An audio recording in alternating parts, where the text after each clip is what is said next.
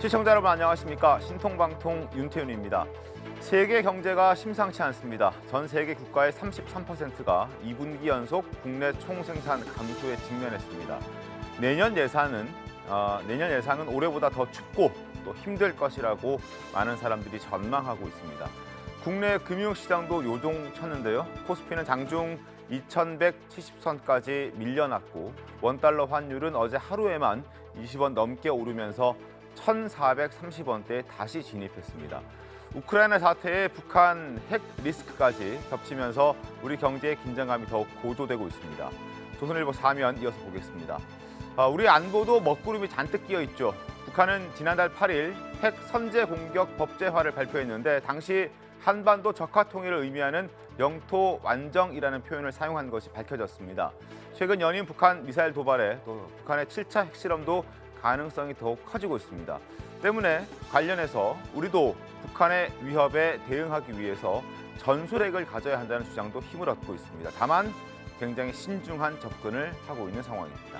마지막으로 중앙일보 12면 보겠습니다. 정부가 학업 성취도 평가를 확대하기로 했습니다.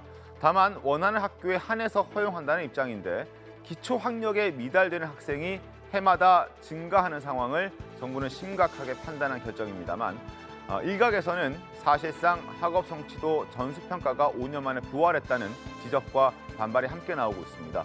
수요일 신통방통 광고 후에 시작하겠습니다. 잠시만 기다려주십시오.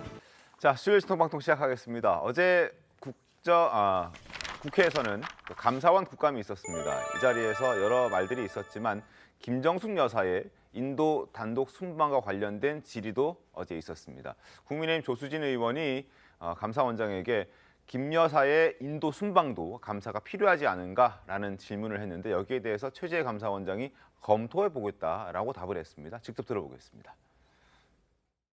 김정숙 여사 문제의 인도 방문은 원래 도종환 문체부 장관의 일정이었습니다만 김정숙 여사가 가겠다고 해서 이뤄진 것으로 확인이 됐고 여기에 대통령 없이 대통령 전용기를 썼고 예비비 편성부터 대단히 이례적이죠. 이거 감사 필요하다는데 동의하시죠? 한번 좀 검토해 보도록 하겠습니다. 네, 기재부에 신청됐던 예비비 신청 일정표는 타지마할이 없었습니다. 따라서 타지마할 등 김정숙 여사의 단독 인도 방문 예산 신청서가 가짜였던 거예요. 이것도 감사 필요하다는데 동의하시죠? 뭐 같이 검토를 해보도록 하겠습니다. 그렇죠. 이 대통령 없는 대통령 전용기에는 김정숙 여사 단골 디자인의 딸이 탑승했습니다. 또 김정숙 여사의 주최 공식 식사가 없었는데도 한식 조리명장이 탑승을 했습니다.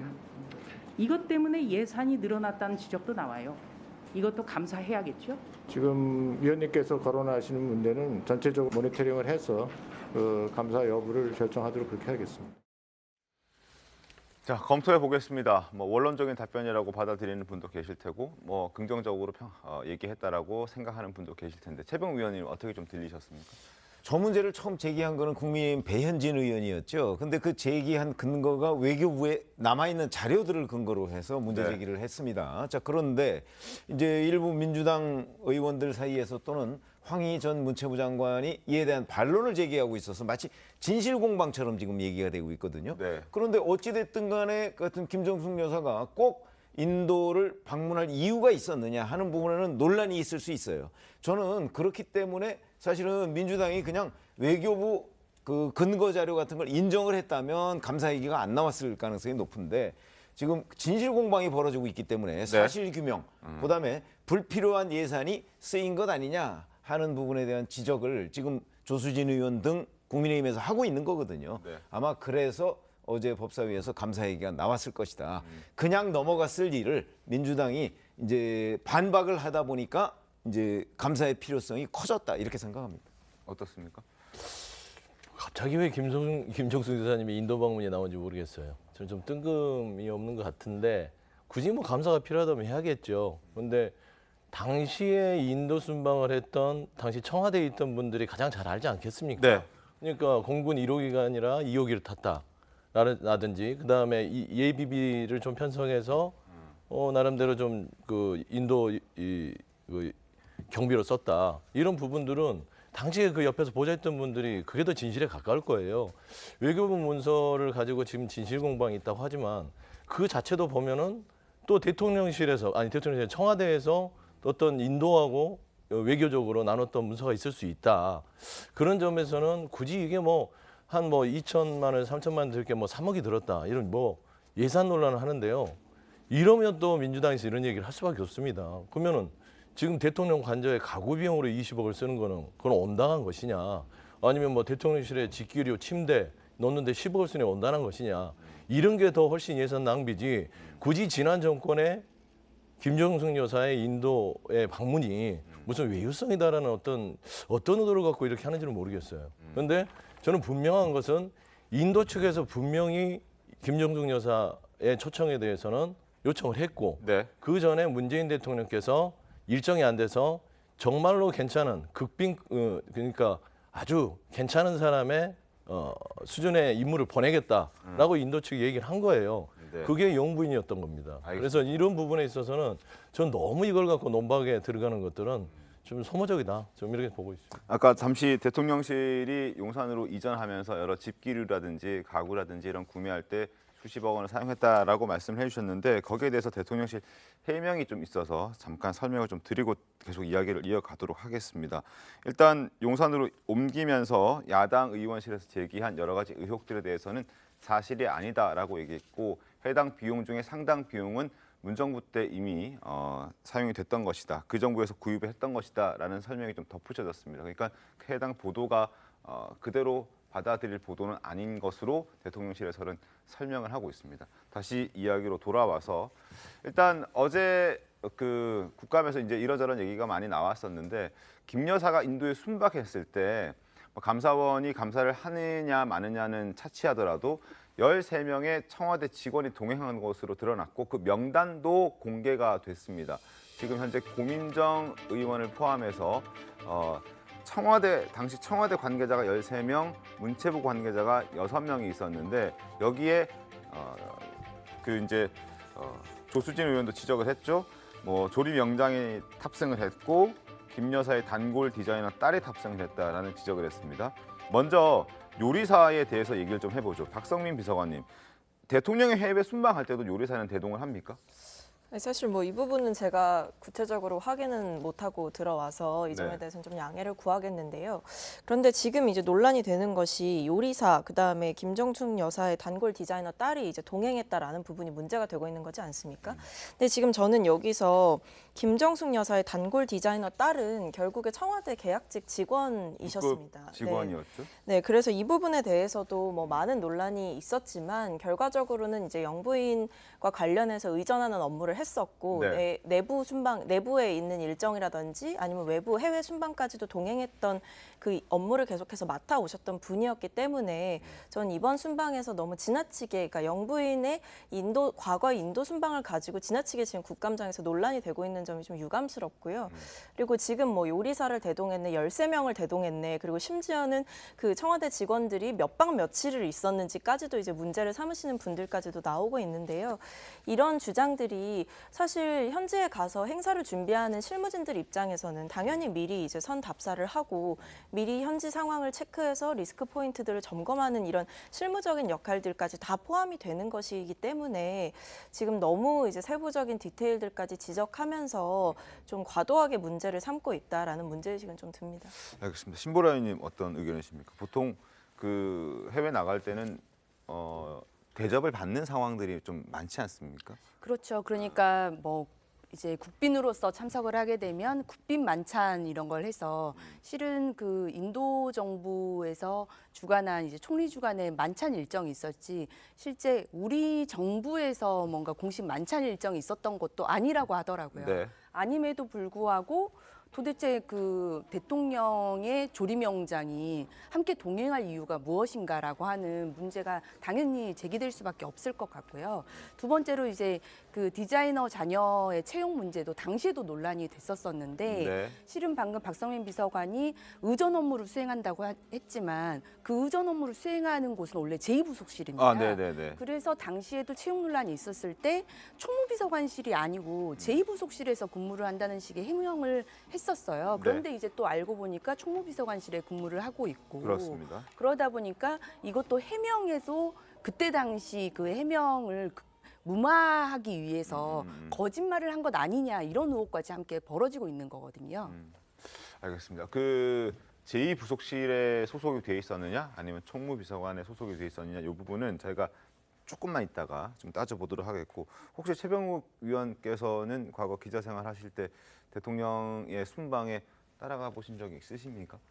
저는 없습니다. 없으십니까? 그러나 네. 아니 대통령은 이제 해외 순방을 할 때 대통령 주최의 뭐 오찬 만찬 이런 것들이 있을 수 있잖아요. 네. 그럴 때 이제 우리가 한식을 대접하거든요. 그럴 때 이제 요리사가 반드시 따라갑니다. 그런데 대통령 부인이 가는데 그 대통령 전용 요리사가 따라갔다 하는 거는 그건 뭐 문재인 대통령이 따라가라고 얘기를 했을 가능성이 높죠. 그렇게 본다면 우리가 자 김정숙 여사가 인도 방문을 간 것 자체가 지금 문제다 이렇게 지적하는 그 시각도 있을 수 있고요. 네. 그런데 더군다나 거기에 대통령 요리사, 그다음에 김정숙 여사의 뭐 그 잘 아는 단골 디자이너의 딸 이렇게 됐다면 결국 김정숙 여사가 인도 방문을 함으로써 여러 가지의 개인적인 수발을 드는 청와대 요원들도 다 갔다는 얘기가 되잖아요. 그러면 이제 비용도 늘어나고 그러면 갈 필요성이 없는 인도 방문을 해서 이러이러한 문제들이 생겼다. 여기까지가 이제 전체적인 문제점으로 지적이 되고 그러다 보니까 감사원에서 이제 감사 필요성이 있다 이런 그 주문이 나오는 거죠. 알겠습니다. 근데 그 저 한 말씀만 드리고 싶은 게 네. 이게 처음에 이제 우리가 뭐 지난주에도 이 주제를 가지고 얘기를 했을 때에도 뭐 이제 국정감사에서는 뭐 인도 측에서는 문체부 장관만 오면 된다고 네네네. 하셨지만 이제 뭐 제가 취재한 바에 따라서도 그렇고 지금 황희 전 장관이 말씀하시는 것도 그렇고 애초에 인도 총리 측에 대통령 참석 요청이 있었고 근데 문재인 전 대통령이 참석하지 못하는 상황이 되자 이제 대신해서 보내신 분이 영부인 김정숙 여사였던 거죠. 그러니까 이런 점을 이제 생각해 보면 뭐 이것을 단순히 뭐 영부인의 외유성 출장이다 이렇게 보는 건 너무 과도한 정치적인 프레임이고 이건 역시도 어떻게 보면 외교적 활동의 하나였음이 분명하고 그리고 대통령을 대신해서 갔던 일이었기 때문에 대통령에게 했던 뭐 대통령이 통상 순방을 나갈 때 이제 했던 것들은 뭐 다 할 수는 없었겠지만 그에 어느 정도 준하는 정도의 준비를 갖춰서 나갔을 것으로 생각이 된다라는 말씀을 좀 드리고 싶습니다. 근데 지난번에도 말씀드렸지만 이거는 저는 일방적인 주장이라고 생각해요. 저는 뭐 외교 문제 잘 보시면 알지만 2018년 7월 달에 문재인 대통령 부부가 인도를 방문했어요. 네. 그렇죠. 근데 11월 달에 또 방문해 주세요. 라고 인도에서 요청하는 게 믿어지지 않습니다. 우선. 그거는 그 외교사에 거의 없는 거 특별한 일이 아니면. 더군다나 지금 갔다는 데가 무슨 축제 이런 거 아니겠습니까? 아니 일국의 대통령을 2018년 7월 달에 인도를 방문했는데 4개월 뒤에 축제 참석하러 다시 한번 오세요 라고 요구했다는 게 믿어지십니까? 우선 배현진 의원이 얘기한 그 외교부의 근거 자료에도 안 나오고 그렇기 때문에 지금 이런 주장은 검증을 해보자 제가 이렇게 말씀을 드렸죠. 네. 실제 인도에서 2018년 7월 달에 방문했을 때 문재인 대통령한테 4개월 뒤에 다시 한번 와서 축제 한번 보시죠. 이렇게 제안을 한 것인지를 지금 외교부가 저는 확인해 줘야 된다고 생각합니다. 아니, 저는 그냥 상식적으로 생각해서 7월에 만나서 당시 인도 총리랑 문재인 대통령이 아주 분위기가 좋았어요. 그래서 마음에 드니까 보통 우리 모임도 그렇지 않습니까? 마음에 들면 다음을 잡잖아요. 그런데 인도에 아주 중요한 축제가 있었어요. 그래서 11월에 있다. 공원 개관식 이런 것들 그렇죠. 그러니까 그때 와서 좀 한 번 더 와줬으면 좋겠다. 인도 총리가 기분이 좋았던 거예요. 문재인 대통령을 보고. 그리고 축제에 와달라 했는데 11월은 좀 힘드니까 나만큼의 준하는 사람을 보내겠다라는 것들이 지금 현재 상황임에도 불구하고 이거를 마치 김정숙 여사가 무슨 셀프 여행을 가기 위해서 뭐 공군 2호기를 동원해서 갔다. 이건 너무 과도하게 정치적 프레임으로 들어가기 때문에 이건 좀 여기서 멈춰야 된다라는 생각을 좀 가지고 있습니다. TV조선이 취재를 한번 해보시죠. 정말 그런 일이 있었는지. 알겠습니다. 그 기록에다 남아 있습니다. 네. 뭐 개인적으로 뭐 제가 서영주 대변인과 만약에 약속을 잡으면 바로 곧장 약속을 잡을 수는 있겠지만 국가 원수 간의 약속을 또 그렇게 쉽게 잡을 수 있는가 하는 생각도 들긴 합니다만 어쨌든 요거는 좀 따져봐야 되고 확인을 좀 해봐야 될 것 같습니다. 그리고 저희가 앞서 말씀드렸던 대로 그 또 하나 논란이 되는 인물 바로 김정숙 여사의 지인 디자이너의 딸 이분이 함께 동행을 했다. 뭐 어떻게 청와대에 입사를 하게 되고 또 그 과정에서 어떤 일을 했는지 이 논란은 좀 차치하더라도 당시 청와대가 그 논란이 됐을 때 해명했던 얘기를 다시 한번 듣고 그 해명과 어떻게 다른 점이 있는지를 좀 설명드리겠습니다. 일단 박수현 전 수석의 목소리 들어보시죠. 6급이라고 하는 것도 사실이 아니고요. 처음부터 법률상 취업에 문제가 없다라고 하는 것을 검토하고 확인을 한 후에 채용을 한 것이고요. 이분이 맡고 있는 업무는 의전, 행사 그리고 관저 정리 업무입니다. 의전 업무의 전문성을 가지고 있고 신뢰할 수 있는 사람을 추천받아서 절차를 거쳐서 채용하였다. 특혜 채용이 아니다는 말씀을 확인합니다. 자, 지금 박수현 전 수석의 얘기 들으셨죠? 의전 업무를 담당했던 것으로 알려졌습니다. 그리고 그 김정숙 여사 영부인의 의전 업무, 그럼 제2부속실에 보통은 소속이 돼야 되는 게 상식적인 거거든요. 근데 지금 공개되어 있는 내용을 보면, 자료를 보면 제2부속실 비서관실이 아닌 총무비서관실로 되어 있습니다. 역할이 다르지 않습니까? 청와대 계셔서 아시겠지만. 이게 총무비서관실이 엄청 커요. 그래서 이게 총무비서관실 안에도 총무 인사를 담당하는 데가 있고 총무 재정을 담당하는 데가 있고 네. 그리고 관저 업무, 그러니까 본관팀 이런 식으로 해가지고 뭐 시설을 관리하는 데가 있고 아니면 청와대에 방문하는 사람들을 관리하는 그런 팀도 있고 그래서 네. 총무비서관실에 소속되었다는 이유로 거짓된 해명이었다라고 볼 수는 없는 것이 청와대가 당시 해명을 했을 때에도 이제 김정숙 여사와 관련된 의전 업무를 담당하고 있다고는 했습니다만 네. 제가 확인한 해명은 뭐 여러 기사들에 따르면 총무비서관실 계약직 행정요원으로 선발돼서 의전과 관저 관련 업무를 담당하고 있다고 밝힌 바가 있습니다. 그래서 마치 이것이 과거 청와대 해명이 거짓된 것이었다라고 볼 수는 없는 것이고 이게 많은 분들이 생각하시는 것처럼 총무비서관실이 그냥 단순히 예산, 특활비 뭐 이런 내부 살림만을 담당하는 곳이냐라고 봤을 때는 실무적으로 그렇지가 않고 이 안에서 이제 관저 정리하는 업무라든지 아니면 김 여사의 의전을 담당하는 그 역할을 부여받아서 이제 총무비서관실 행정요원으로 근무를 했던 것이다라는 말씀을 좀 드리겠습니다. 신보라는 어떻게 보시죠? 그런 점에 좀 상식적으로 납득이 안 되는데요. 원래 어쨌든 청와대 업무에서 대통령의 여사를 관장하는 업무들, 보좌하는 업무들은 제2부속실에서 하게 되어 있고 당시에 채용 논란이 되니까 저도 그때 당시 기사를 좀 살펴보니까 네. 뭐 처음에는 뭐 총무비서관실 얘기를 했다가 그것도 왜냐하면 총무비서관실이 다루는 뭐 그런 업무들이 이제 보안상 기밀에 속하는 내용들을 다루는 것들이 많이 있어서 네. 외국 국적자를 채용할 때는 그 네. 보안 규정 좀 따져서 채용을 해야 된다고 하더라고요. 프랑스 국적이라고 예, 얘기가 맞습니다. 있었죠. 네. 그래서 총무비서관실에 근무하는 것 자체도 또 논란이 될 수 있었다고 생각을 했는지 모르겠지만 제2부속실 근무로 다시 입장을 바꾸거든요. 이런 방금 그 대변인 해명처럼요. 네. 그래서 뭔가 그때 당시에 논란을 계속 무마하기 위한 거짓말을 좀 한 것 아니냐 이렇게 볼 수밖에 없고 그런 점에서 지금 이 인도 방문을 할 때도 총무비서관실 소속으로 대통령 여사 의전을 수행한 것 자체도 그럼 업무상 맞지 않은 일을 한 것이다. 저는 이렇게 봅니다. 알겠습니다. 여러 가지 의견들이 좀 엇갈리고 있는 그런 상황이고 그리고 또 하나 예산과 관련해서도 2,500만 원이면 될 예산을 김정숙 여사가 또 수행단과 함께 가게 되면서 4억 원에 가까운 3억 7천여만 원이 들어갔다라는 소식도 저희가 전해드렸는데 이 내용을 잠깐 좀 소개를 한 번 더 해드리고 계속된 이야기를 해보겠습니다. 지금 문체부 장관과 그 예하 수행단만 갔을 때는 2,500만 원 수준. 그런데 김정숙 여사가 가게 됨으로써 지금 전용기가 떠야 되고 여러 가지 여비라든지 임차료를 포함해서 3억 7,320만 원이 들어갔다라는 내용은 저희가 지난주에도 말씀을 드린 바가 있습니다. 이것과 관련해서 황희 의원이 이런 얘기를 했습니다. 원래라면 더 들어갈 예정이었는데 이게 축소된 것이다라는 주장을 했거든요. 들어보겠습니다.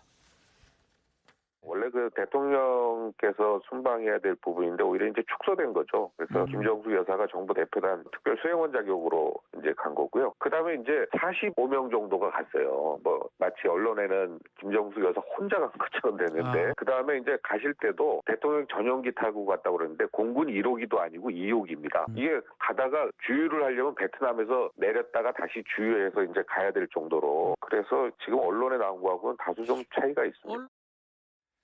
자, 황희 의원의 주장입니다. 어쨌든 대통령이 가야 될 자리를 대통령이 가지 않았고 김정숙 여사가 가게 되면서 예산을 줄였다 이런 주장을 하는 거거든요. 새로운 뭐 얘기를 꺼내 든 것 같아요. 아니 황희 의원의 주장으로만 보면 저는 일관성은 있어요. 무슨 얘기냐면 원래 2018년 11월 초에 가야 될 인도 방문이 네. 문재인 대통령이 가야 되는 거였는데 김정숙 여사가 갔다 이런 주장이잖아요. 네. 그 근거로 따지면 당연히 그 대통령이 가는 거와 여사가 가는 거는 비용이 줄었을 거 차이가 아닙니까? 나죠. 예. 그러나 우리가 지금 문제 제기를 하는 것은 원래 문재인 대통령이 안 가기로 돼 있었고 김정숙 여사도 안 가기로 돼 있었는데 김정숙 여사의 청와대에서 자 인도에다가 요청해서 초청장을 보내라 해서 갔다는 이런 배현진 의원의 주장을 근거로 한다면 없던 비용 3억 7천만 원이 생긴 거죠. 그렇죠?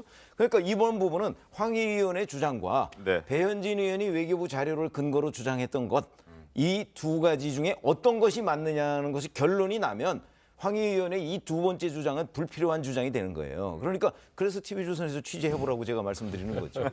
알겠습니다. 한번 취재를 한번 해보도록 하죠. 자, 그리고 문재인 정부의 핵심 인사였습니다. 조국 전 법무부 장관 얘기를 저희가 다시금 해야 하는 상황이 왔습니다. 현직에 있을 때 마음고생이 좀 심했던 것 같다는 생각이 드는 그런 영상을 최근에 다시 올렸습니다. 그 영상에서 조 전 장관은 그때로 2019년 그 과거로 돌아간다면 장관직을 고사했을 것이다 라고 심경을 밝혔다고 합니다. 영상 보겠습니다. 만약 2019년부터 벌어졌던 일을 되돌려서 과거로 돌아간다면 이 모든 과정과 결과를 안다는 가정하에 똑같은 선택을 하실런지 궁금합니다. 똑같은 선택을 하지 않았을 것입니다.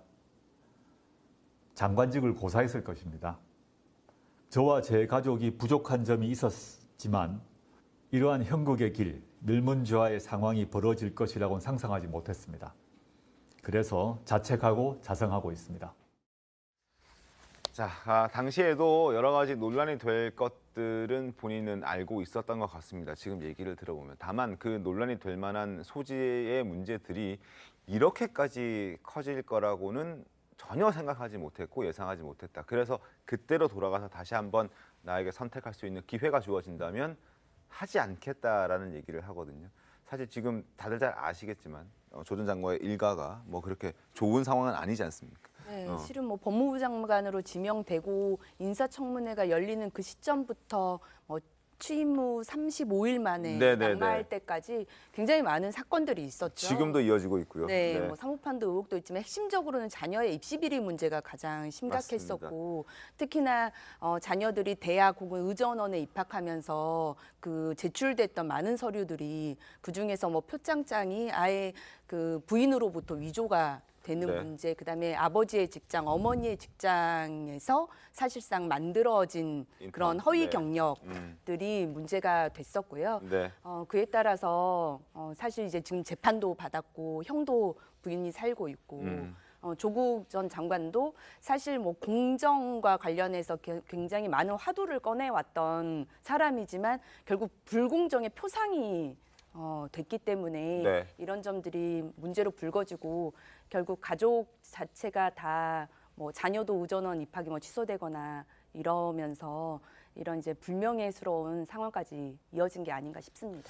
그렇습니다. 조국 전 법무부 장관에 지명되면서부터 집중적으로 여론의 질타를 받기 시작했고 급기야 지금의 상황, 신보라 의원께서 쭉 설명해 주셨듯이 지금의 상황에 처하게 됐습니다.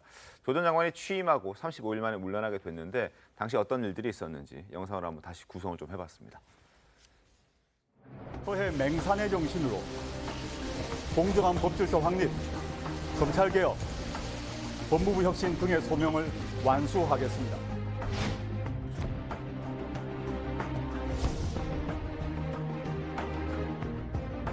가족 돌보고 싶습니다. 저희 아이, 딸아이 위로해주고 싶습니다. 제가 만신창이가 되었지만 제가 할 수 있는 데까지 다 해보겠습니다.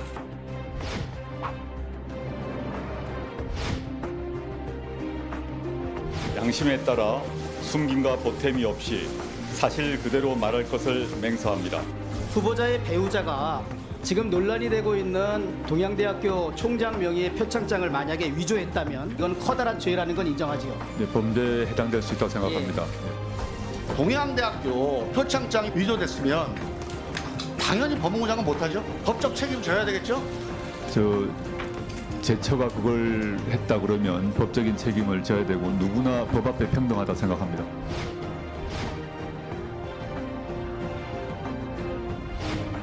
강제 수사를 경험한 국민들의 심정을 절실하게 느끼고 있습니다.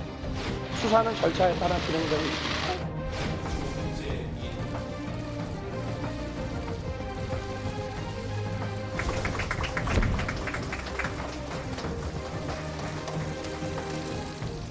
저는 이제 한 명의 시민으로 돌아갑니다. 법무부 혁신과 검찰개혁의 과제는 저보다 훌륭한 부임자가 맡으실 겁니다. 자, 저런 일들이 있었습니다. 잘 기억나시죠? 2019년이면 이제 한 3년 전입니다. 실제로 김종민 의원이 저렇게 질의를 하고 난 다음에 동양대 표창장은 위조가 된 것으로 법원의 판단을 받았고 정경심 교수는 지금 4년형을 받고 복역 중입니다. 물론 형 집행정지를 지금 최근에 받긴 했습니다만 거짓으로 드러났죠. 어떻게 보십니까?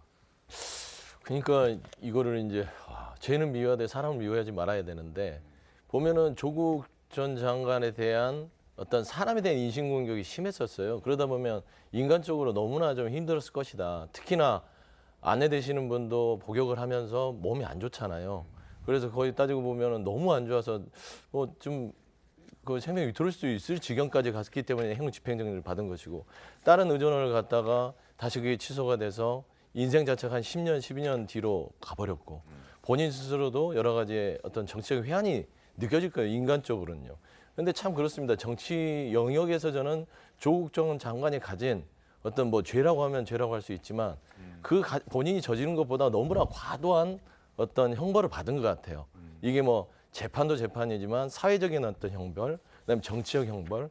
그러니까 조국 전 장관 자체에 대해서 어떤 뭐 변명을 할 생각은 없지만 결국엔 당시의 상황이 윤석열 검찰총장이 어떤 본인의 현 정부와의 어떤 대립각을 세우면서 정치적인 부상을 위한 하나의 정치적 희생물로 조국 전 장관을 삼았다면 이 자체가 조국 전 장관이 너무나 가혹하다. 이런 것들을 되돌아보니 본인이 SNS를 안 하겠다고 했음에도 불구하고 정말 가슴이 미어지지 않을까. 저희 가족이 있는 분들은 그렇죠. 뭐 아내와 딸, 아들이 어떤 본인 때문에 여러 가지 고초를 겪었다고 생각하면 어떤 한 가정의 가장으로서는 저는 회한이 들 수 있겠다라는 좀 생각이 듭니다. 알겠습니다. 그리고 지금 저 밑그림으로 나갔던 영상 보셨겠지만 바로 이 영상입니다.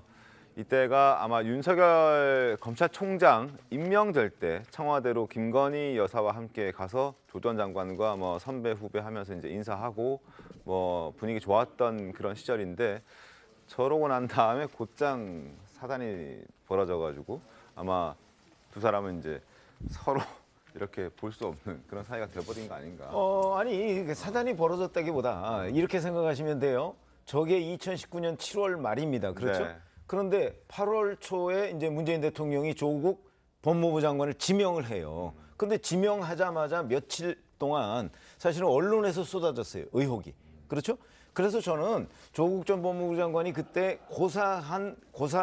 해야 된다는 지금 이제 뭐 그 고사했을 것이다 이렇게 얘기하는데 고사했어야 했다는 반성이 우선이라고 봐요. 그리고 무슨 그때 얘기냐면 몇 차례 고사했다는 얘기도 들리긴 들렸었습니다만. 근데 네. 당시에는 언론 보도에는 그런 건 없었어요. 그래서 언론에서 뭐 그때 이제 뭐 사모펀드 의혹, 뭐 이제 표창장 의혹은 초기에 안 나왔어요. 사모펀드 의혹이 초기에 많이 나왔었죠. 네.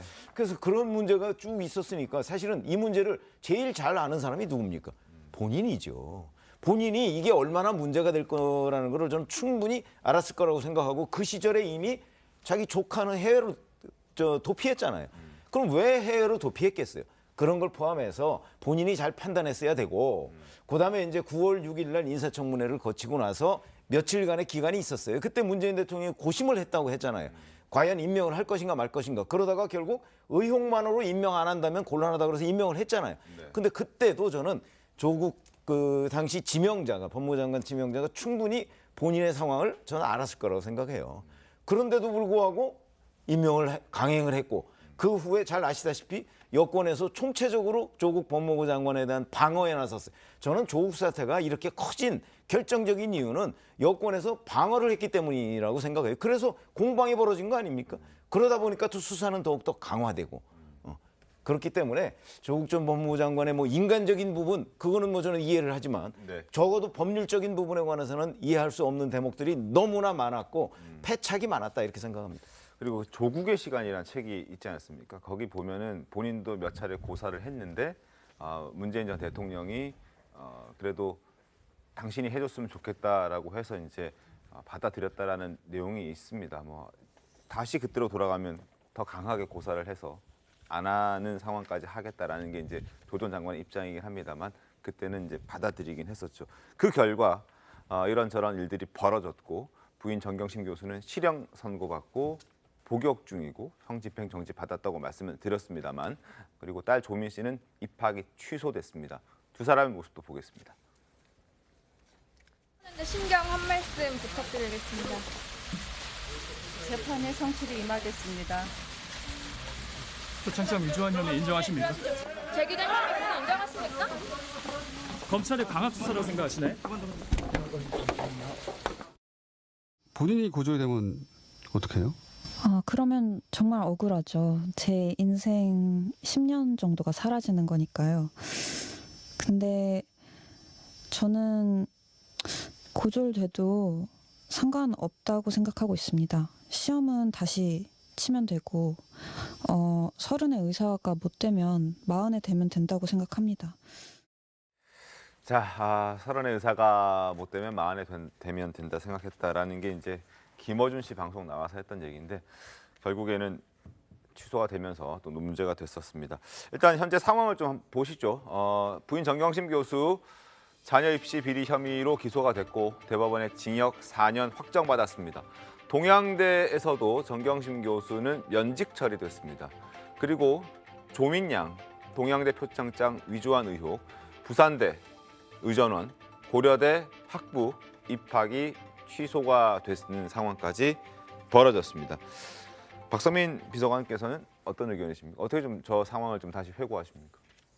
그러니까 뭐 지금까지도 사실은 이제 많은 논란이 있죠. 뭐 사법적인 판단이 끝나가는 추세이기는 합니다만 그래도 뭐 앞서서 우리가 뭐 얘기 나눴던 것처럼 인간적인 부분에 대한 연민도 드는 분들도 있는 것이고 그럼에도 불구하고 법무부 장관직을 맡지 말았어야 한다라는 비판도 여전히 제기가 되고 있는 것이 사실입니다. 근데 지금 우리가 계속해서 본 화면은 사실 어떻게 보면 조국 장관 본인보다 이제 조국 전 장관과 관련된 가족들의 이제 이야기를 우리가 많이 보게 된 것인데 뭐 앵커께서도 언급해 주셨지만 사실 뭐 자녀 같은 경우에는 거의 지금까지 쌓아온 모든 게 다 취소가 되는 상황이 벌어졌고요. 그리고 아내분 같은 경우에는 이제 구속 수감 중이었지만 뭐 허리 디스크 문제라든지 거의 하지마비까지 오는 수준 그리고 넘어지면서 뭐 머리를 다친다거나 이런 식의 이제 여러 가지 이제 과거에 있었던 부상이 있었기 때문에 이제 또 형 집행 정지까지 받고 그래서 결국에는 최근에 이제 입장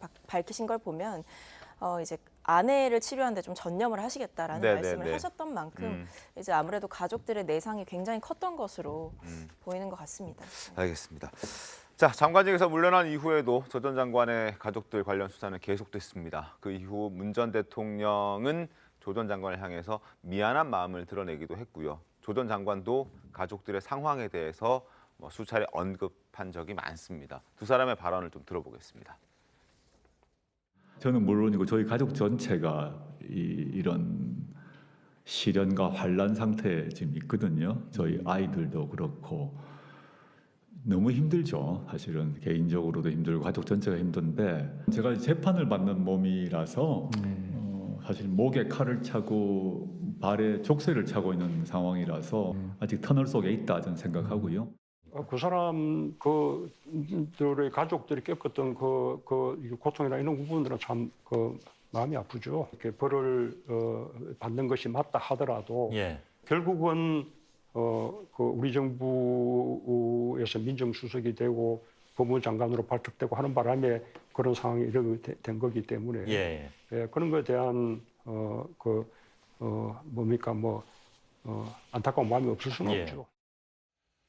자, 그럼에도 불구하고 조국 전 법무부 장관의 강은 여전히 민주당이 건너갔느냐, 아직 못 건너갔느냐, 뭐 말들이 참 많습니다. 그도 그럴 것이 정경심 전 교수 형 집행 정지를 두고도 당원이 아님에도 불구하고, 그리고 뭐 현직 의원이나 전직 의원이 아님에도 불구하고 민주당 의원들이 전방위적으로 나서서 형 집행 정지를 해달라라고 강력하게 요청을 하고 요구를 했던 적이 있지 않습니까? 그런 거 보면 아직 여전히 강은 건너지 못했다라는 평가도 설득력이 있지 않을까 싶은데요. 네, 저는 조국 가족에 대한 그 어떤 애완이나 그런 만큼 그만큼의 애정을 좀 국민들의 고통에 좀 더 관심을 기울였어야 되는 것 아닌가 싶습니다. 실은 당시에 조적조라고 해서 조국의 족은 조국이다라고 하면서 투명이랄지 공정을 강조했던 그 조국 장관이야말로 불공정의 어떤 그 과거 발언들이 발목을 잡긴 했죠.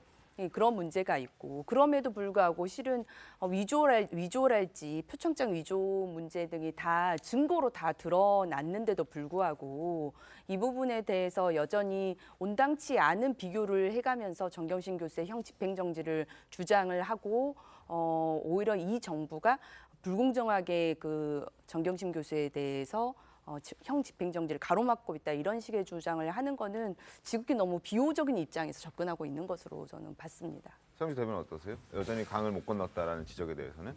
그건 좀 무리한 말씀 같고요. 뭐 강은 이미 건넌 지 오랜데 지금 이제 조국 전 장관 이야기가 나와서 뭐 그러시는 것 같은데 따지고 보면은 조국 전 장관이 뭐 당원이든 뭐 저희 민주당과 관련이 없다 하더라도 관계가 있지 않습니까? 어떻게 손절을 해야 그 강을 건너는 건 아니잖아요. 그러니까 사람은 어려움에 처했을 때는 돕는 게 인지상정입니다. 그런 차원에서 봐야지 이걸 무슨 정치적으로 조국 전 장관하고 뭔가 그 아내가 아파서 치료도 못 받고 죽게 생겼는데 그러면 예전에 같은 당원이고 같이 활동했던 그 전 장관의 배우자를 돕지 않는다면 그 자체가 더 욕먹을 일이다. 나는 그렇게 생각하고요. 저는 그래요. 지금 보면은 조국 전 장관의 내용을 보면서 저희는 또 이런 생각이 들어요. 불공정에 대한 부분들. 그러니까 윤석열 정부에 대해서 얘기 안 할 수 없습니다. 왜냐면 공정과 상식을 내세워서 내가 문재인 정부보다 더 공정하게 하겠다라고 나선 정부가 지금 보면 김건희 여사에 대한 논문 표절부터 허위 경력부터 모든 것들이 과연 조국 전 장관의 잣대만큼 공정하고 명확하게 법관칙에 따라서 했는지에 대해서는 국민들도 의문점을 가질 것이다. 그런 생각을 좀 가지고 있습니다. 알겠습니다. 자, 일단 조국 전 법무부 장관은 최근 형 집행정지로 정경심 전 교수가 풀려난 이후에 부인의 건강을 회복하는 데 집중하겠다면서 SNS는 좀 자제하겠다 이런 메시지를 냈거든요. 화면 잠깐 보겠습니다. 오늘부로 10월 당시 이제 지난 4일 기준입니다. 형 집행정지의 처분을 받고 이제 병원으로 입원하는 그 날 정 교수 치료에 집중하기 위해서 그동안 사용했던 SNS는 접겠다 이런 메시지를 냈습니다.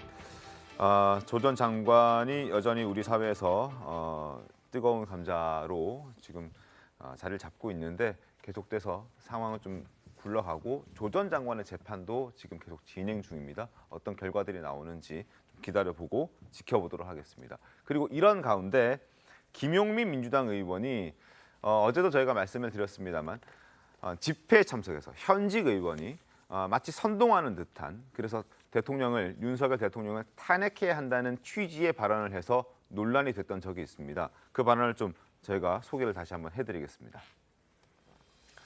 우리 헌정실서는 대통령답지 못한 사람을 결국 국민이 바꿀 수 있게 열어두고 있다. 왕이 왕답지 못하면 필부에 불과하다.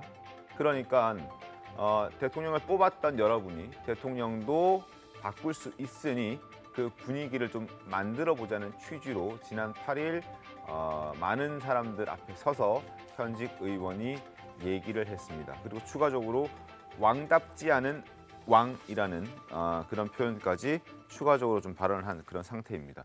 어떻습니까? 이러는 좀 적절치 않다라는 지적들이 많지 않습니까? 글쎄요, 뭐 독립적인 헌법기관이니까 국회의원은 그 어디서든 뭐 표현의 자유의 영역에서 보호받아야 할 내용이 있고 그걸 그 지나친 부분이 있는데 이거는 이제 3월 9일 날 뭐 불과 얼마 전이죠. 얼마 전에 있었던 국민들의 선택을 부정하는 발언이라고 저는 생각을 합니다. 네. 자, 이 부분에 대해서는 우선 첫 번째로 본인이 책임져야 할 것이고 그다음에 이제 김용민 의원의 경우에는 민주당에서 뭐 강경파라고 하는 그 철험회를 사실상 리드하고 있는 사람 아닙니까? 네. 그러다 보니까 저 사람의 의견이 또 철험회의 의견이 민주당의 당론처럼 그 일반 국민들한테 비춰지는 측면도 저는 엄연히 있다고 생각을 하거든요. 맞습니다. 지금 민주당은 뭐 부인하겠지만 네. 그런 측면에서 민주당은 어떤 입장을 가지고 있는 것인지. 왜냐하면 박홍근 원내대표나 이런 사람 또는 그 일부 김민석 의원이나 이런 사람들도 윤 대통령에 대한 뭐 탄핵 그 비슷한 취지로 얘기를 한 적이 있어요. 그러면 결국 김용민 의원의 주장과 박홍근 원내대표, 김민석 의원의 주장 뭐 일맥상통하는 것 아니냐. 그러면 이런 의견들이 과연 지금 현재 제1야당인 민주당의 다수 의견을 차지하고 있는 것인지 아니면 물밑에서 어떤 흐름, 움직임이 있는 것인지 국민들은 이제 그런 부분이 궁금해지죠. 그래서 민주당과 김용민 의원 공동의 책임 아래 이 부분에 관해서 국민들한테 설명을 해야 되고 네. 정말 본인이 김용민 의원처럼 그 윤 대통령이 임기를 채우지 못하도록 해야 된다는 생각이 있으면 그 부분에 대해서도 국민적 평가를 받아야 된다 이렇게 생각합니다. 서영주 대변인. 네. 지금 일단 민주당은 개인의 의견이다라고 선긋기를 하고 있는 상황인 거죠. 그렇죠. 그러니까 이제 탄핵 얘기가 나왔던 부분들도 뭐 박홍근 원내대표가 명확하게 탄핵 얘기를 한 건 아니에요. 다 그런 취지로. 그런 취지 비슷한 누가 들어도 뉘앙스죠. 그거 같은데 탄핵이라는 뉘앙스인데 단어는 있지 오죽 않습니다. 답답하면 예. 그러겠습니까? 지금 3월 9일 날 이 새로운 정보가 왔는데 뭐 하나 제대로 되는 게 없어요. 집권 여당은 권력 다툼에 이제 좀 정상화가 됐고 그렇잖아요. 윤석열 대통령 청와대를 대통령실 용산을 이전한다면서 아직도 그걸 하고 있어요. 그러니까 지금 국민들은 답답해하는 겁니다. 물가 올라가고 금리, 환율, 뭐 주식은 폭락하고 못 가자는 게 너무 답답하게 죽겠으니까. 민주당이 좀 도와줬으면 좀 수월하지. 저희가 만나자고 몇 번 했어요. 한 5번 만나자고 민생 협의하고 대통령 만납시다 했는데 5번 막 만나자고 우리가 매달렸는데도 윤석열 대통령이 없다 이렇게 된 거잖아요. 거절을 했잖아요. 그러니까 노력을 함에 있어서 야당이 안 도와주는 게 아닌데 뭔가 서로 간에 손뼉이 마주쳐야 소리가 나지 않습니까? 손뼉 치자고 하는데 자꾸 피하고 손을 안 내미니까. 그리고 특히나 국정 운영을 책임지는 국정 책임에 무한 책임이 있는 현 정부와 집권 여당이 뭔가 야당과 협치하려는 노력보다는 그냥 야당 자체를 그냥 적으로 생각해 버려요. 그러다 보니까 자꾸 실수가 나오는 겁니다. 적은 민주당이 아니라 다른 외부에 우리를 공격하는 사람들이 적이지 야당은 서로 싸워가면서 생산적인 어떤 협치를 이뤄내가는 게 그게 정치인데 지금 현재까지는 한 발자국도 앞으로 못 가고 있다. 그리고 김용민 의원의 저 말은 개인적인 표현일 겁니다. 그리고 그 집회 자체가 보니까 그런 걸 주장하는 분들의 국민들의 모임에서 얘기를 한 걸로 알고 있습니다. 그래서 저는 거기에 동화돼서 그들이 듣고 싶은 얘기를 한 것이지 이게 당의 공식 입장이거나 또 이거를 뭐 진행을 해야 된다거나 현실적으로도 불가능하다. 어떤 의견일 뿐이다라고 이해하는 게 맞다라고 생각을 합니다. 알겠습니다. 이 김용민 의원의 이 논란이 되는 발언에 국민의힘과 또 여야에서 입장이 좀 나왔습니다. 들어보겠습니다. 정권을 전복해 보려는 촛불의 추억에서 헤어나오지 못하고 있는 듯합니다. 공당의 국회의원이 사회 혼란을 획책해 정권 퇴진, 정권 전복을 선동하는 망발을 했다는 것을 믿을 수가 없습니다. 국민의힘은 김 의원의 망발 선동을 좌시하지 않을 것입니다. 그것은 헌정 질서를 흔들겠다는 얘기인 거죠. 헌법상 대통령 선거를 통해서 당선된 대통령은 5년 임기가 보장돼 있습니다. 이건 민주주의 질서를 흔들겠다는 뜻으로 저희는 읽히는 겁니다. 자, 일단 지금 들으신 대로 국민의힘에서는 지적을 많이 하고 있고 대통령실에서도 굉장히 지적을 하고 있습니다. 그러나 민주당에서는 뭐 원내대표의 발언도 있었고 여러 의원들의 발언이 있었지만 일단 적어도 김용민 의원의 해당 발언에 대해서는 개인의 의견이다라고 선을 긋고 있는 그런 상황입니다. 그러나 국민들께서는 어떻게 생각하실지는 각자 판단에 좀 맡겨보도록 하겠습니다. 그리고 김의겸 의원이 또 한동훈 장관을 향해서 여러 가지로 문제 제기를 하고 의혹 제기를 하고 있는 그런 상황이죠.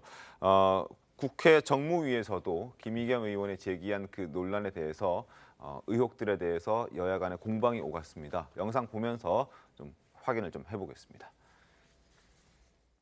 언론 보도를 보면 이 아태협이 내나 이재명 전 성남시장 경기도지사의 최측근이 있었던 곳이고 또 쌍방울 그래서 후원을 집중적으로 받았던 곳이에요. 여기서 대북 코인을 발행을 해요. 그리고 그게 어디로 간 겁니까?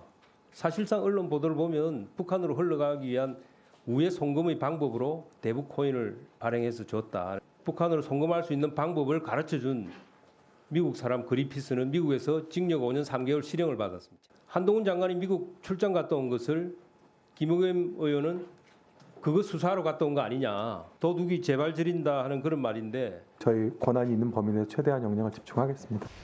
실제로 확인된 사실이 아무것도 없는데 여기에 문재인, 이재명, 추미애 이렇게 다 정치적으로 갖다 붙여서 그러면 이 정무위가 정쟁화될 수밖에 없어요. 그래서 저는 그게 무슨 근거라도 있으면 토론이 가능하죠. 아무 근거도 없이 이렇게 거론을 해서 이 국감장이 이렇게 정쟁화되는 게 이게 맞냐. 자, 최병호 의원님, 저 김종민 의원의 얘기는 어떻게 보셨습니까? 근거가 없는 쪽은 아니 김의겸 의원이 얘기를 대북 코인 얘기를 함으로써 한동훈 법무부 장관을 아마 그 공격하기 위해서 문제를 꺼낸 것으로 보이는데 그러니까요. 그 문제를 꺼내기 전까지는 이게 그렇게 심각한 일인지 거기에 박원순 서울시장과 이재명 당시 성남시장이 연루된 의혹이 있는 것인지 아무도 몰랐어요. 그러니까 거기에 만약에 근거가 있다면 김의겸 의원한테 물어야 될 일이지. 근데 김종민 의원이 저렇게 화낼 일이 아니죠, 지금.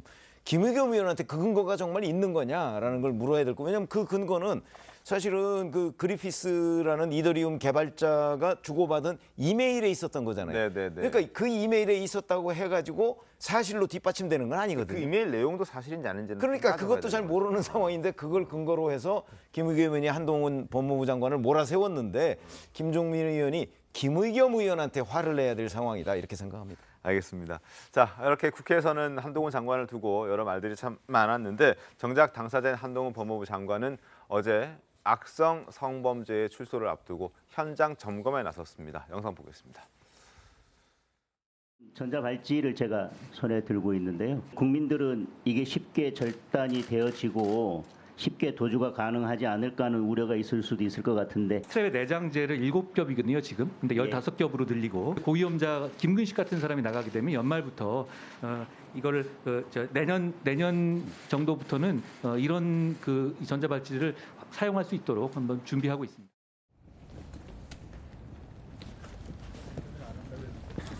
장관이 김건식 출소 후에 치료감을 공백이 있다는데 혹시 관련 논의가 대책이 이루어지고 있을까요?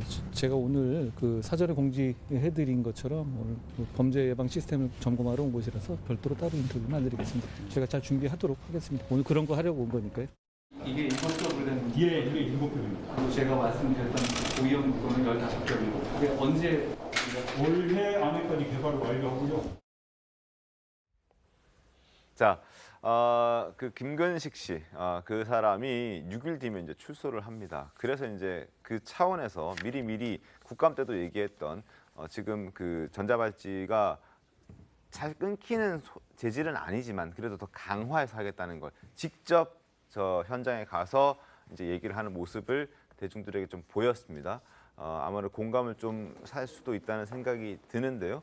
신보라 의원께서는 저 모습에 법무부 장관으로서의 저 행보는 어떻게 좀 평가하십니까? 네, 법무부 장관으로서도 가장 주된 업무가 그런 범죄자에 대한 관리 감독을 강화하는 일이잖아요. 네. 실제 지금 6일 뒤에면 출소를 하는데 11명이나 되는 맞습니다. 연자에 대한 성폭행을 했던 사람이고 그거에 대한 공포심이 조두순 출소 때처럼 네. 국민들이 지금 공포심과 불안감이 있습니다. 그 부분에 대해서 지난 국감에서도 법사위에 출석을 해서 인력 부족이 있지만 그 지금 인력으로도 최소한의 어떤 감시가 가능하도록 최대한의 감시가 가능하도록 노력을 하고 있고 또 이 재질이나 이런 것도 보강을 해서 그 범죄자가 그걸 풀려고 하는 욕구 자체를 좀 차단하도록 막겠다 그런 발언을 했었거든요. 근데 이제 그걸 발언하는 걸 넘어서서 실제 현장 점검까지 해서 국민들의 어떤 불안감을 덜어주기 위해서 우리가 최대한의 노력을 하고 있다는 모습을 이렇게 의식적으로 또 보여주려고 했던 것 아닌가 싶습니다. 알겠습니다. 자, 한동훈 법무부 장관의 행보 잠시 살펴봤습니다. 자, 지금부터는 외교안보 공방도 좀 짚어보겠습니다. 연일 계속되고 있는 미사일 도발, 여기에 대응하기 위해서 지금 한미일 군사 협력을 했는데 이걸 두고 또 정치권이 계속 충돌하고 있습니다. 이재명 대표가 발언 수위를 점점 끌어올리고 있습니다. 관련 목소리 들어보겠습니다. 우리 국민들은 한미일 군사동맹 원치 않습니다. 그야말로 극단적 친일 행위다. 대일 굴욕 외교에 이은 극단적 친일 국방 아니냐라는 생각을 할 수밖에 없습니다. 일본군의 한반도 진주, 무기가 다시 한반도에 걸리는 날, 우리는 상상할 수 없지만 그런 일이 실제로 생길 수 있습니다. 이 위기를 핑계로 일본을 한반도에 끌어들이는 자충수를 중단해야 합니다. 최근 윤석열 정부가 일본의 자위대를 독도 근해로 불러들여서 합동 실전 군사 훈련을 연이어서 강행하고 있습니다. 좌시할 수 없는 국방 참사이고 안보 자해 행위입니다. 안보 자해 행위라는 표현까지 등장을 시켰습니다. 국민의힘도 가만히 있지는 않았죠. 비판의 목소리를 냈습니다. 좀 더 들어보시죠. 자기들 집권할 때 실컷 우길기를 단 함정들을 다 한국까지 정박시키고 해놓고 이제 와서 저런 이야기를 한다는 것은 몰라도 너무 뭐를 모르고 1998년 아예 우리 항구에 우길기를 달고 김대중 대통령 때입니다. 부산하고 진해에 자위대 함정이 들어왔습니다. 그리고 김대중 대통령께서는 사열까지 했습니다. 노무현 정부 때인 2007년에도 우길기를 건 일본 자위대 전투함이 인천항에 입항했었고 이번 한미일 연합훈련은 문재인 정권 때 합의한 내용들입니다. 문재인 대통령과 노무현 대통령님들께 하실 말씀을 번지수를 잘못 짚으신 것 아닌지 모르겠습니다.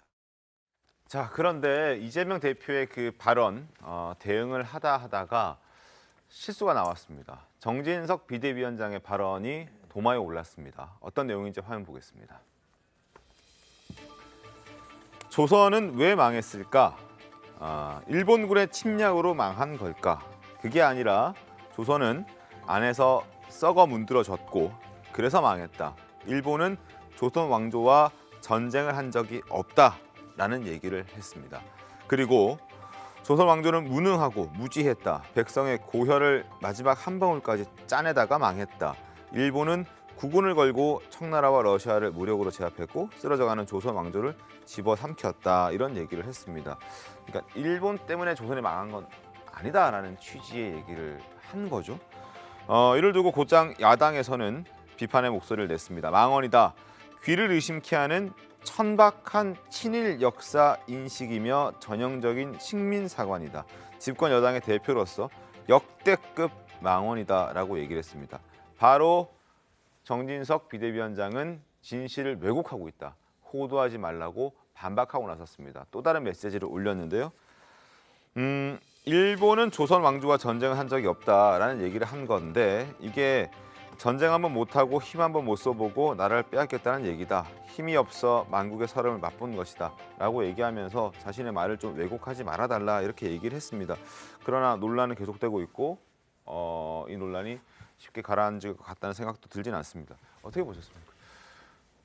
일본이 사실은 뭐 임진왜란뿐만 아니고 여러 번 한국을 침략했고, 그런데 지금 정진석 비대위원장이 얘기하는 거는 바로 그 구한말 시대에 국한을 해서 얘기를 한 것으로 보여요. 그러나 그때도 우리 땅에서 청일전쟁 뭐 이런 것도 하지 않았습니까? 네. 그런 것들을 볼 때 저 발언은 이제 구한말 때 왜 그 조선시대 말기에 뭐 삼정의 문란 뭐 이런 거 있었죠. 뭐 군정, 세정 뭐 이런 것들. 네네. 아마 그런 조선시대 내부의 여러 가지의 부패, 국정문란 뭐 이런 것들이 이제 그 조선이 멸망하게 된 상당한 동기를 부여했다는, 아마 그 부분을 좀 강조하다가 보니까 구한말 시대에 일본이 뭐 대규모 병력을 동원해서 그 직접 조선을 침략한 적은 없는 것 아니냐 이런 얘기를 하는데, 사실은 그때 잘 아시다시피 뭐 이완용 등등 네네. 우리나라의 내각 이라는 자체가 뭐 친일파들로 그 구성이 됐던 적이 많이 있지 않습니까? 그런 것들을 보면 그것도 뭐 여러 넓은 의미로 보면 침략이죠. 그런 부분을 좀 본인이 자꾸 구한말에 국한해서 뭔가 그 어떤 조선의 자체적인 부정 뭐 이런 것들을 좀 강조하다가 나온 실언이다 이렇게 생각합니다.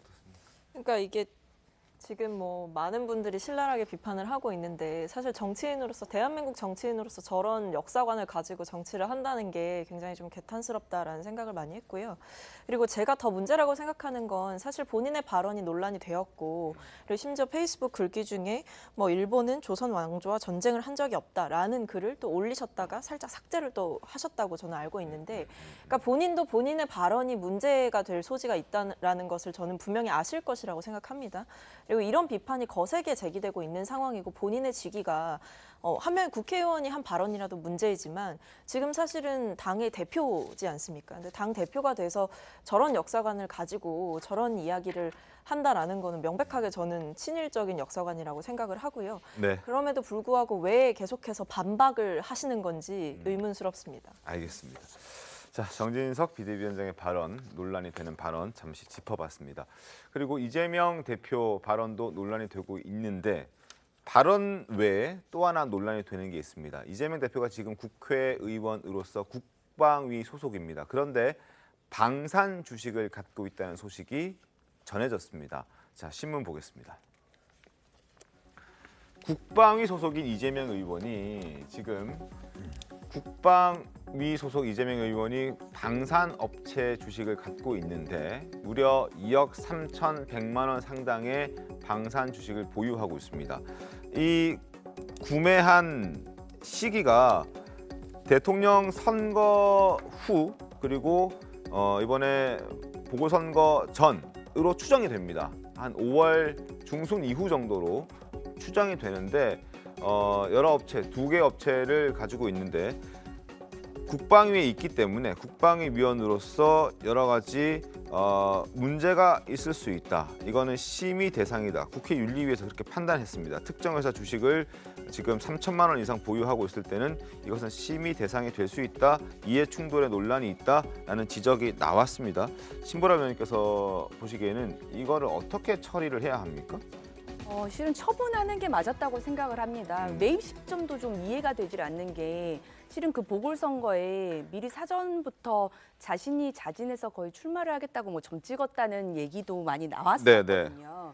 실은 이제 공직자로서 국회의원으로서 출마를 염두에 두고 있었다면 현직 국회의원 중에는 이해충돌 소지가 있기 때문에 사실 주식 보유를 하고 있지 않은 분들도 많이 계시고요. 네네. 특히나 이번에 어쨌든 당선이 되고 나서 그 상임위를 국방위원회로 가게 됐는데 지금 어쨌건 그 주식 보유한 2개가 방산주와 좀 연관이 있기 때문에 네. 이해충돌 소지가 있다고 합니다. 그러면 그 매입 시점도 좀 의아하긴 하지만 매입했다 하더라도 국방위에 들어갔다면 이해충돌 소지가 있는 그 방산주는 바로 매각을 했었어야 맞다라고 보는 거죠. 일단 국회의원이 됐을 때 그때는 본인이 국방위에 들어갈 것을 뭐 예상하지 못했기 때문에 갖고 있다 하더라도 국방위에 소속 의원이 됐으면 그때는 팔았어야 되는 것이다 이런 지적이거든요. 그러니까 저는 이렇게 조선일보에서 이렇게 비판적 기사를 쓰는 걸 받아들여야 된다고 봐요. 이거는 꼭 이재명 의원뿐만 아니라 모든 의원님들께서는 이런 오해가 없도록 해야 되기 때문에 그래서 이제 뭔가 이해충돌이 있는 부분에 저 주식을 가지고 있으면 백지 신탁을 합니다. 네. 처분도 가능하지만 백지 신탁을 하면 거기에서 판단을 해서 이게 관련성이 있다 해서 자동 처분이 되게 돼 있는 시스템이 있습니다. 그래서 지금 보면 보궐선거 전에 매입을 한 주예요. 그러니까 본인이 당선될지 안 될지 모르고 그리고 나서 국방위를 갈지 안 갈지도 몰라요. 그렇지 않습니까? 출마하면서부터 난 국방위야 당선될 거야 뭐 이런 식으로 해서 그런 거는 너무 억측이고 두 번째는 지금 현재 이 오해 소지가 있어서 백지 신탁을 맡겨놨습니다. 그러면 통상 2개월의 시간이 걸립니다. 심사를 하려면. 그러면서 2개월이 지나면 그거를 이제 처분을 하거나 뭐 이런 백지 신탁에 있어서 이해충돌이 없게끔 결과 처리가 되기 때문에 지금 현재 이런 비판은 분명히 맞고요. 맞고요. 근데 그 대신 이거는 보유한 게 일부러 안 판 게 아니라 심사 기간이다. 심사 기간이 끝나면 자동적으로 백신 신탁에 있어서 처분이 될 것이다. 이렇게 보시면 되기 때문에 뭐 크게 좋은 지적이지만 크게 뭐 염려하거나 어떤 의도가 있거나 그런 건 없다라는 말씀드립니다. 알겠습니다. 자, 마지막 순서 가겠습니다. 핫한 인물 만나보는 시간이죠. 오늘의 사람 첫 번째 인물 만나보겠습니다. 자, 첫 번째 인물은 바로 배우 선우은숙 씨인데요. 최근 결혼 소식이 전해졌습니다. 최병우 위원님, 4살 연하의 유영재 아나운서와 결혼 소식이 전해졌는데 이미 혼인신고했다는 얘기가 들려요? 그렇죠. 어제 그 손은숙 씨의 그 소속 엔터테인먼트 회사에서 발표를 했어요. 네. 근데 두 사람이 좋은 사랑의 그 결실을 맺었고 혼인신고까지 마쳤다. 이렇게 발표를 했습니다. 그래서 어제 하루 동안 아마 거의 모든 기사를 다 밀어내고 저 연예 기사가 톱 기사로 올랐었는데 네. 더군다나 이제 유영재 아나운서하고는 4살 차이거든요. 네. 그런데 거기에다가 이제 손은숙 씨가 최근에 방송 예능 프로그램에 나와서 네, 이제 전 남편이죠. 맞습니다. 이영아 씨하고 뭐 이런저런 얘기를 했던 터라 더 화제가 되고 있습니다. 그렇습니다.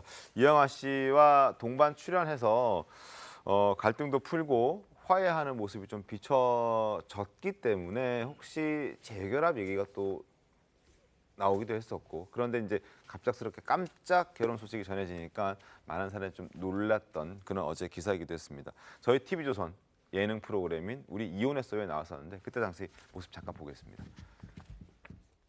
앞으로는 몇십 년 전에 자기가 만났던 선우은수, 그냥 애들 엄마니까 이런 걸 떠나서 같이 우리 둘이 뭔가 그런 거를 행복한 삶을 누릴 수 있다면 아마 나도 자기에 대한 마음이 아유 사람 시 안 바뀌어 이랬던 마음이 다 없어질 것 같아.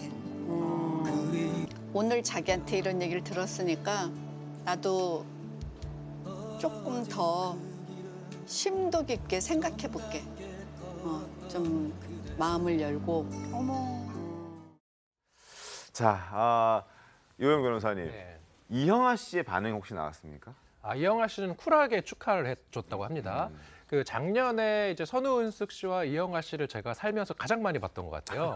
저는 이제 81년생이다 보니까 이분들이 한창 이제 왕성하게 활동할 때는 잘 몰랐다가 작년에 우리 이혼했어요라는 아주 충격적인 컨셉이었잖아요. 그렇죠. 이혼한 부부를 불러놓고 쇼프로를 하다니 라고 해서 저희가 아주 재밌게 봤던 기억이 있는데 이영아 씨 같은 경우는 사실 선우은숙 씨와의 대화를 저희가 유심히 봤는데 대단히 본인의 어떤 자유를 좀 소중히 여기는 캐릭터였다면 선우은숙 씨 같은 경우는 보면 부부 사이의 어떤 관계랄까요? 이런 것에 대해서 대단히 중요시 여기는 듯한 느낌이어서 참 선우은숙 씨가 마음의 고생을 참 많이 했겠구나라는 것을 시청자 입장에서 느낄 수 있었는데요.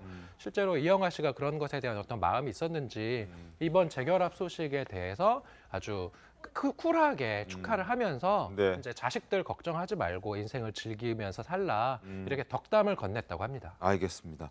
뭐 손은숙 씨 제2의 출발 잘 좀 행복하게 지내셨으면 하는 그런 바람을 제가 담아 보겠습니다.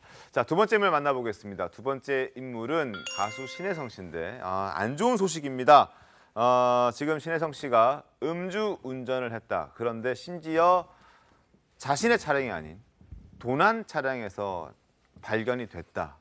영상 좀 보겠습니다. 대표님 인정하십니까?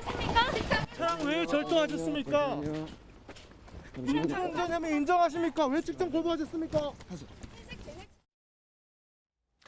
자, 음주운전도 문제인데 차량 절도 혐의까지 더해졌습니다. 입장문이 발표됐는데 화면 보시죠. 만취 상태에서 가방 안에 자신의 차량 키가 있는 것으로 생각하고 자신의 차량으로 착각하고 차량 조수석에 탑승했다. 그런데 지인이 부른 대리운전 기사가 운전하는 차를 타고 지인을 집에 내려주었다. 대리운전 기사가 이사 없이 주취 상태로 직접 운전해서 집으로 향하던 중 차량에서 잠이 들었다.